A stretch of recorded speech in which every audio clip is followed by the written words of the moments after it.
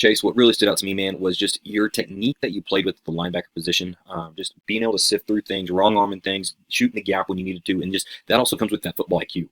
And just being able to see those concepts of knowing of okay, making sure I'm getting my reads on that guard or how you guys are being taught to read and everything else. Just you can tell you study the game, you know the game, and and you take pride in your technique, and that is a very big deal. Okay, now my suggestions for your highlight video are the following. All right, the first thing that I want to kind of show you here, okay, is an information slide at the very beginning. And the best way to go about this, all right, and I'm actually going to go to your stats slide on this because I think this is very something that you can definitely go off of because this is kind of how we tell people to do it. We tell people to go on Canva, okay, it's free, all right, it is free. So you put all the information on one side, all right, of your name, school, graduation year, position, height and weight, X account, email, and phone number, okay.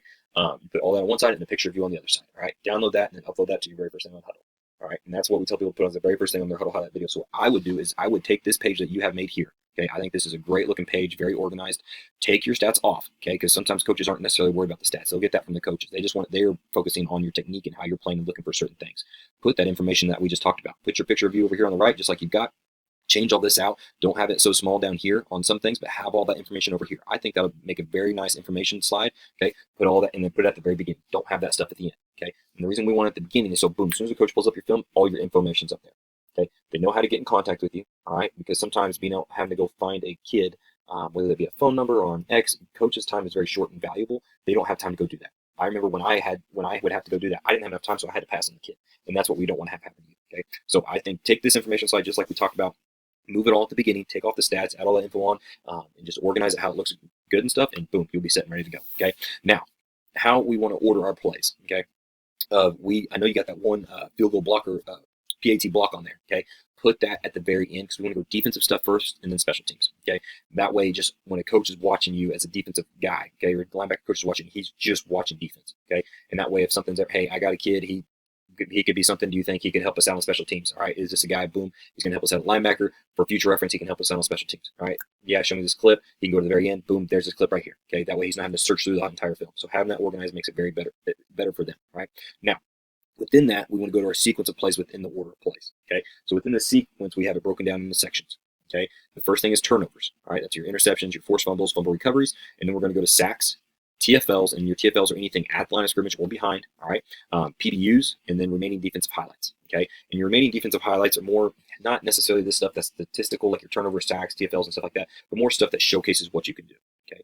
Showcases like we're talking about, like the technique you're doing, stuff like that, okay? And I'll go ahead and an example of that on here, and then follow that up with the special teams. Now, what I've done here is I've time-stamped the very best plays I think are your top ones you should have in each section, okay? And the reason we want to have that, all right, so that way it'll capture that coach's attention. Okay, and we want to capture it early and we want to keep them watching because here's what they do. They watch 60 to 100 kids in a day. All right, and after a minute, if they don't see something that really catches their eye, they're going to pass. Okay, so we got to keep boom all these plays up here at these sections. All right, and within these sections, you want to have about your best 3 to 5 to 6 plays. Okay, now say you've only got one turnover or one forced fumble. Now you can maybe add a few more TFLs and stuff like that. All right, just kind of space that stuff out of how it all looks. Okay, because your highlight video really needs to be between 3 to 4 to 5 minutes. Okay, so you're good with your timing and where it's at now. So, but looking at your stats, if you've got some more PDUs, some of your sacks and stuff like that, add that in here. Okay, if you can see it on film well enough, add that in there. All right, coaches want to see that stuff. It's going to jump out to them. All right.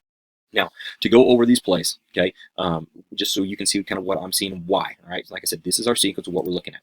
First one is your forced fumble here. Okay, but this also with this as a linebacker, they want to see physicality and violence. All right, that right there, just knock the dude back. He's already fallen and boom, you just flat backed him. Okay, that's that physicality and violence. That's what we want to start out with right there. Okay, so it's a great job forcing a fumble and then also showing that physicality. Next, going to the 220 mark. Okay, and this is kind of why we want to show this stuff. Like I said, we want to kind of reorganize our sequence and everything because the sack's a big deal. Okay, boom, we're coming, doesn't see us.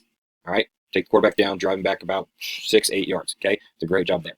Next, going to your TFLs, and I'm not going to go over all of your TFLs, but this is how I'd go off your first 3. Okay, the first one here at the 159 mark, wrong arm the tackle. Okay, go inside, he misses, and then you flat back the running back.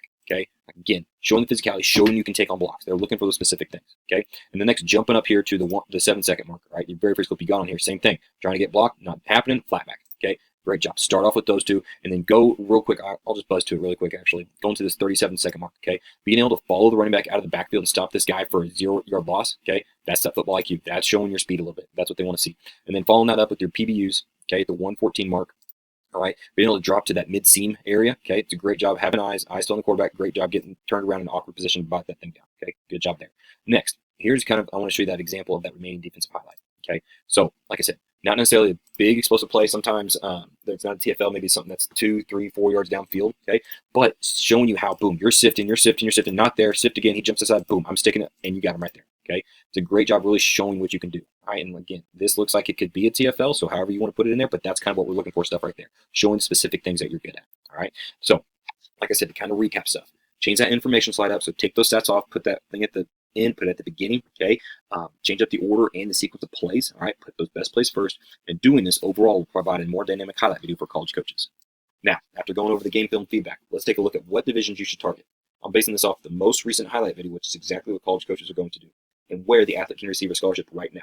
Okay, and we're going off the film we just went over. That's what we're going over. Okay, now this is also just a reminder. This is a current evaluation opposed to a projected evaluation. All right, and this is based on a few criteria. First thing is your graduation year. Okay, you have an off season that we're working on going right now. We've got camp, and then we got mid-season highlights and then full season highlights to really get this thing rolling. Okay, so we've got to definitely make sure we're getting rolling with this stuff. All right, but then a linebacker coach is going to look at your speed, foot speed, flexibility, and your power and strength. Size, foot speed, flexibility, power and strength. Okay, so with that being said, the levels you should look at today for a scholarship are the upper NAI level to the D2 level.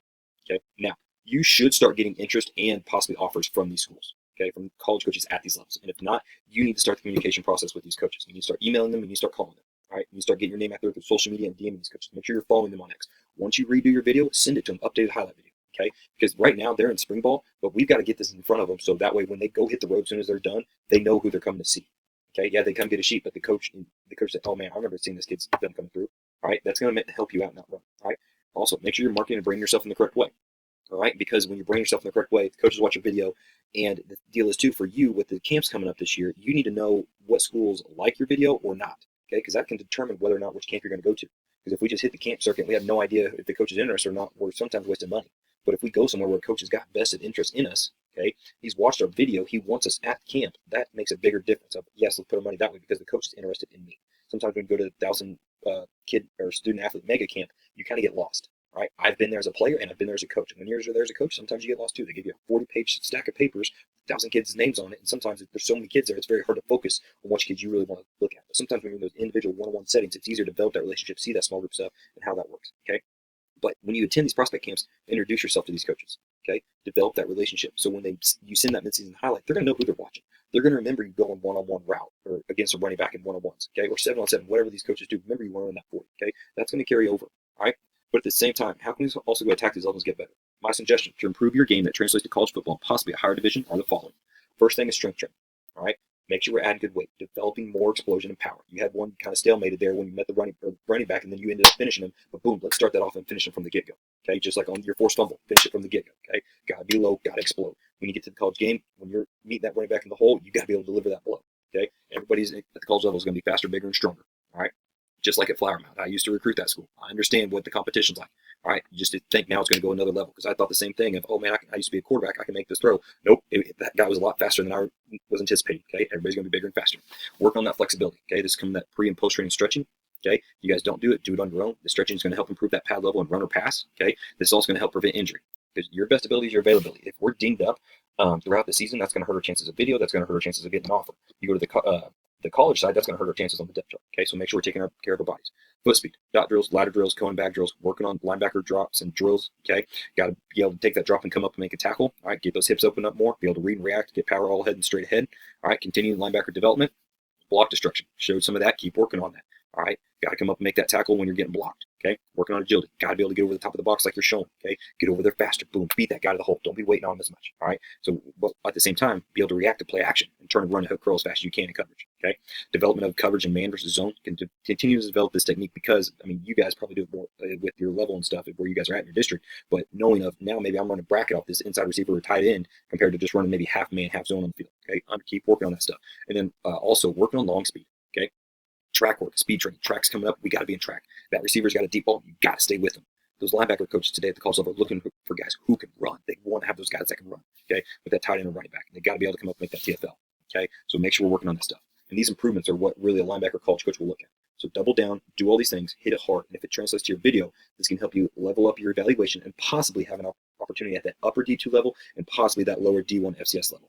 But Chase, at the end of the day, man, everything will come down to your individual work, your outreach, as well as your marketing on social media. Okay, it's going to be huge coming up. And that relationship building with college coaches. Okay, relationships in college football are so important, which is why the next step is your athlete interview. Where you're going to get an interview with a coach and get coached on your communication and your interviewing skills. All right, which is critical for the conversations you're about to start having with college coaches. So make sure you watch the video beforehand and be ready to go. If you have any questions, we'll be able to answer them at the end of the interview.